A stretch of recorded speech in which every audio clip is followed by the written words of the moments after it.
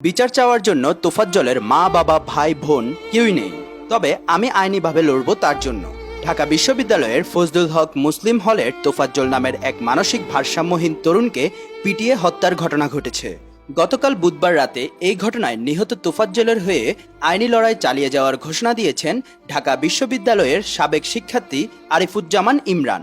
দীর্ঘ এক ফেসবুক পোস্টে তিনি বলেছেন, এই ছেলের নাম তোফাজ্জল, আমার জন্মস্থান বরগুনা জেলার পাথরঘাটা উপজেলার সন্তান। তোফাজ্জল পাথরঘাটা উপজেলার কাঁঠালতলী ইউনিয়নের ছাত্রলীগের সভাপতি। এই ছেলেটি বেশ পরোপকারী এবং নেতৃত্ব গুণ সম্পন্ন ছাত্রনেতা ছিলেন।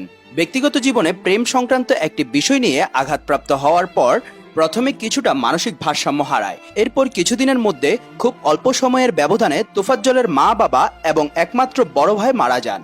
তোফাজ্জল তার পরিবার ও অভিভাবক শূন্য হয়ে পুরোপুরি মানসিক ভারসাম্য হারিয়ে ফেলে। গত 3 থেকে 4 বছর ধরে সে এভাবেই বেঁচে আছে। বিগত 2-3 বছর তোফাজ্জল প্রায় ঢাকা বিশ্ববিদ্যালয়ের ক্যাম্পাসে ঘুরে বেড়াতো। আমাদের এলাকায় যারা ওকে চিনত সবাই সহযোগিতা করত। ক্যাম্পাসে আমাকে দেখলেই দৌড়ে এসে কুশল বিনিময় করত সে। আমি দেখা হলেই ওকে খাবার খেতে বলতাম, আবার মাঝে মধ্যে খাওয়ার জন্য টাকা দিয়ে দিতাম, অথবা মাঝে মধ্যে সে চেয়েই নিত। খাবার ও খাবার টাকার বাহিরে ওর তেমন কোনো চাহিদাই ছিল না। হয়তো আজকেও কারো থেকে খাবার খোঁজার জন্য বা খাবারের জন্য ওই হলটাতে গিয়েছিল। তিনি আরও লেখেন, আজকে আমি ঢাকা বিশ্ববিদ্যালয়ের মহসিন হলের ছোট ভাই সাংবাদিক কবির কাননের ফেসবুক ওয়ালে তোফাজ্জলকে নিয়ে একটি স্ট্যাটাস দেখি। সেখানে লিখেছেন, তোফাজ্জলকে চোর সন্দেহে ওই হলে আটক করেছে। আমি দেখা মাত্রই কাননকে ফোন করি এবং তোফাজ্জলের বিষয়ে কাননকে অবগত করি যে ও আমার এলাকার ছেলে। আমি ওকে ব্যক্তিগতভাবে চিনি। বর্তমানে ও মানসিক ভারসাম্যহীন। হয়তো খাবারের সন্ধানে তোফাজ্জল ওই হলে গিয়েছিল।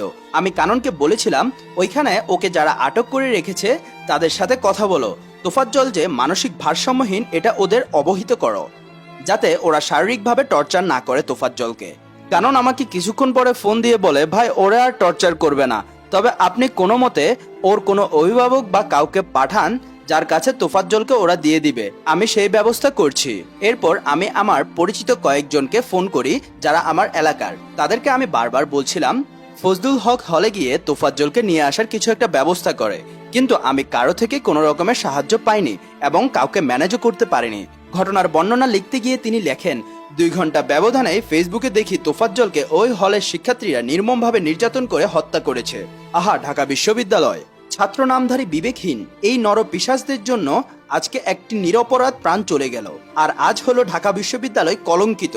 তোফাজ্জল হত্যার বিচার চাওয়ার মতো ওর পরিবারে অবশিষ্ট কেউই নেই। তবে দেশের আইনের শাসন প্রতিষ্ঠা হলে আমি ব্যক্তিগতভাবে এই হত্যাকাণ্ডের সাথে সংশ্লিষ্টদের বিচার নিশ্চিত করতে আইনি প্রক্রিয়াতে লড়ব।